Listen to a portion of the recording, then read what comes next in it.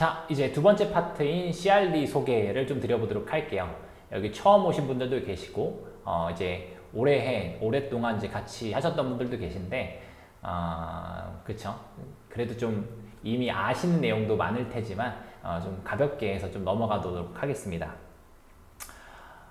일단 저희 미션부터 해서 6가지 키워드 안에서 좀 다루도록 할게요. 6가지 항목으로. 첫 번째 CRD를 소개하는 데 있어서 가장 중요한 것은 삶의 현장 속 우리의 십자가를 지고 빛으로라고 하는 문구일 것 같습니다. 여러분들의 삶의 현장은 어디이신가요? 평일에 여러분에게 주어진 역할은 무엇인가요? 평신도라면 직장일 거고요. 목회자라면 사역을 준비하는 시기이실 겁니다. 혹은 진행하는 시기이실 수도 있고요. 그래서 삶의 현장, 저희가 주중에, 평일 중에 하는 것, 삶의 현장이라는 것이 굉장히 좀 중요한 요소로 여기 들어가 있는 거고요. 두 번째, 우리의 십자가라는 표현이 있죠. 십자가를 함께 질 수 있을 때, 그쵸, 그걸 질 수 있다라는 의미예요. 사실 여기 이제 밑에 있는 누가복음, 공간복음에 많이 나오지만, 예수님께서 누구든지 자기 십자가를 지고 나를 따라야 제자가 된다라고 하셨잖아요. 그래서 저희가 제자라면 자기의 십자가가 필요한데, 자기의 십자가를 지어야 하는데, CRD는 왜 그 십자가를 못 질까라는 문제의식을 혼자 해서 그렇다라고 좀 갖고 있습니다. 예수님께서 피값으로 사신 것이 교회인데, 하나님의 교회인데, 하나님께서 그래서 모이라라고 하셨는데, 예수님도 바울도 여러 제자들과 사도들도 모여서 사역을 하고 그들의 삶을 감당했는데, 현대에 살아가는 크리스천들은 각계 전투로 살아나가다가 주일만 모여서 예배드리고 교제 나누고 다시 흩어지거든요. 그래서 저희는 삶을 전혀 공유하지 않습니다. 신앙 안에서. 저는 이것이 우리가 각자의 십자가를 지지 못하는, 그리고 지지 않는 이유가 아닐까 생각합니다. 삶의 현장, 주중에 우리가 부대끼는 문제를 들고서 함께 만나서 십자가를 져야 된다라고 말할 때 십자가를 질 수 있게 된다. 그것이 하나님께서 교회, 하나님을 믿는 사람들이 모임에서 기대하는 것일 것이라고 생각합니다. 이것이 저희의 미션입니다. 삶의 현장 속 우리의 십자가를 지고 빛으로.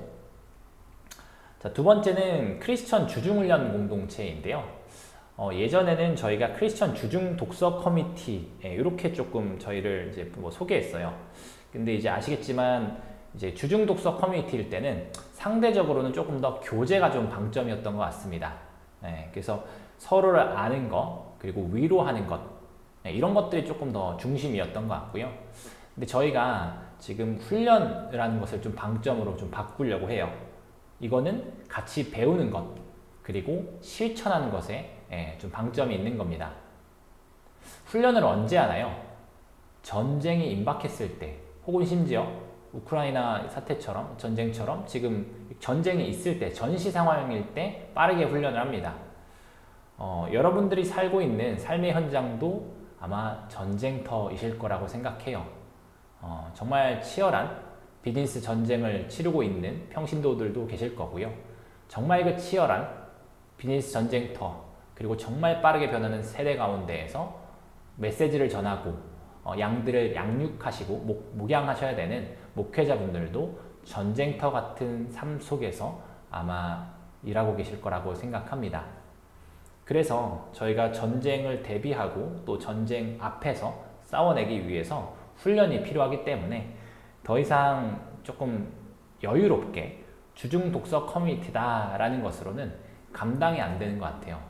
저에겐 훈련이 필요하고, 저에게 닥친 이 문제들을, 어려움들을, 이 전쟁을 이겨낼 수 있는 힘이 필요합니다. 그래서 저희가 크리스천 주중훈련 공동체라는 비전을 좀 새롭게 설정을 하고 같이 뛰려고 하는 거고요.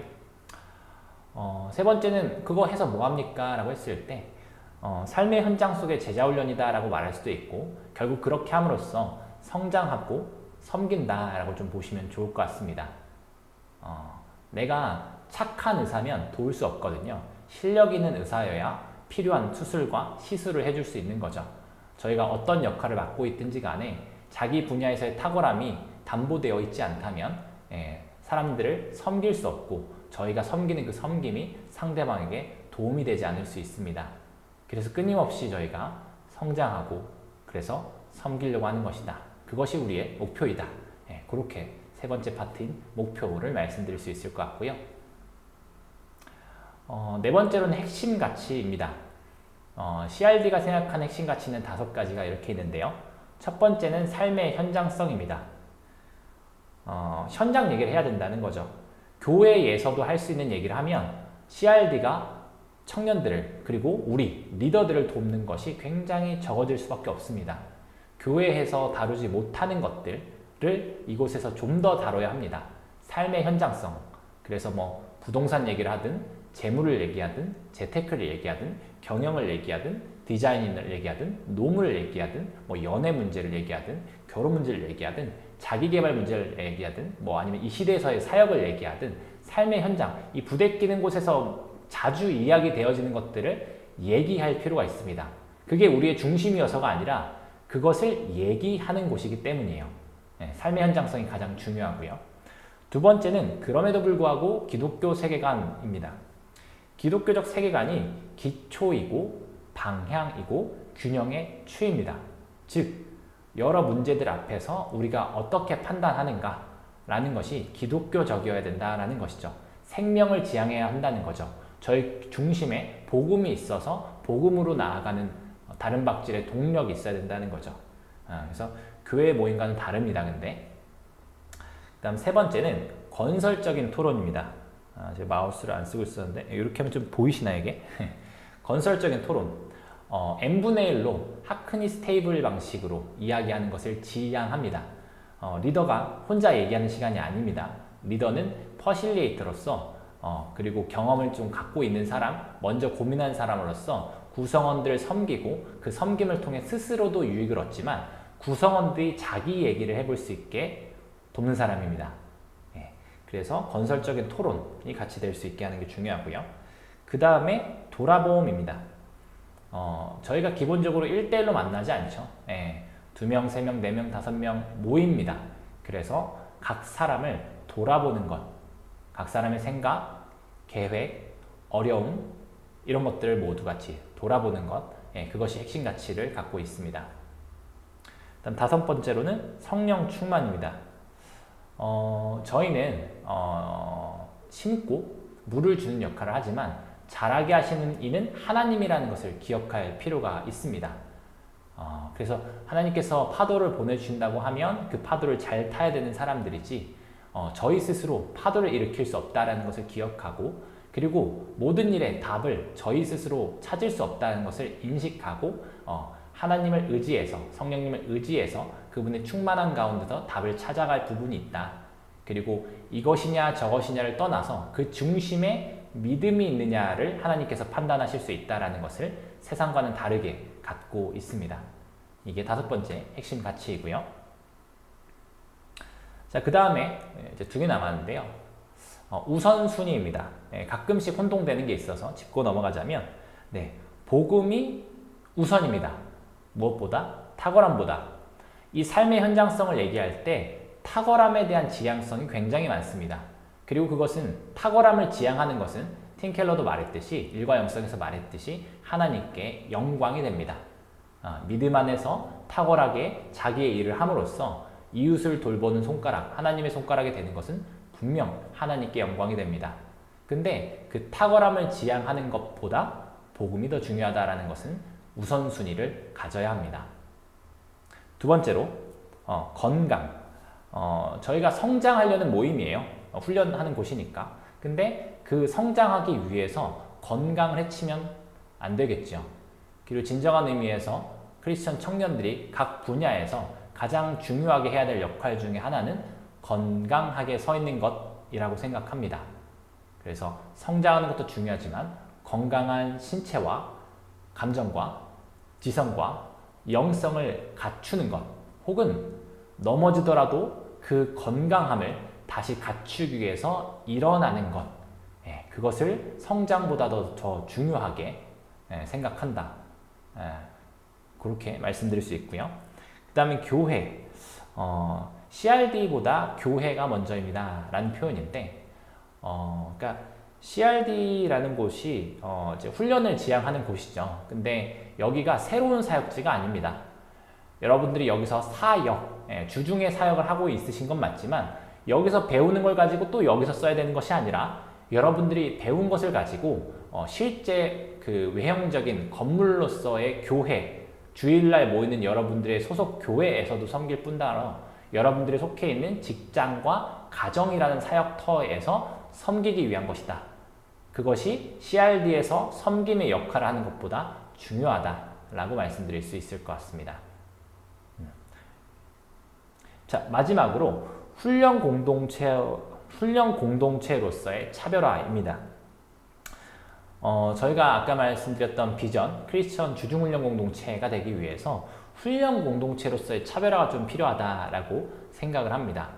그래서 첫 번째는 앞으로의 독서 모임 가운데서는 훈련의 결단이 있는 리더와 독서 모임 참여자가 만날 수 있도록 해드리려고 합니다. 그래서 저희가 교회에서 제자훈련 받을 때도 당신 훈련 받을 준비가 됐습니까? 라고 인터뷰를 합니다. 마찬가지로 저희가 하는 독서 모임에서도 리더님, 이 훈련을 통해서 여러분 그 리더님의 삶의 현장에 있는 어떤 어려움들을 극복하기 위해서 결단하시겠습니까? 라고 여쭤보고 싶습니다. 여러분 다 그러시죠? 그러시길 바랍니다. 그렇게 해서 훈련에서 넘어가시고 성장하시고 섬길 수 있길 바랍니다.